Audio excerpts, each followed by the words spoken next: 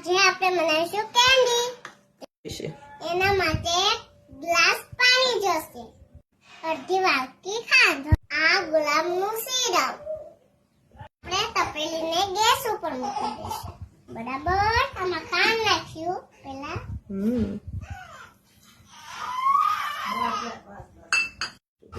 હવે આપણે ગેસ મૂકવાનું. ખાંડ ઓગળે ત્યાં સુધી ચલાવવાનું. પછી બધે ખાંડમાં એક ચમચી સિરપ જેવું નાખવાનું. હવે આપણે ખાંડનું પાણી ઠરી ગયું છે તો આપણે નાખવી. હવે આપણે હલાવી દઈશું. આપણે નીચે ફ્રીઝરમાં મૂકી દઈશું. તૈયાર છે આપણી મસ્ત મજાની કેન્ડી. હાથમાં લઈને લેવાની કેટલી કરવાની. આપણે મસ્ત મજાની કેન્ડી તૈયાર થઈ ગઈ.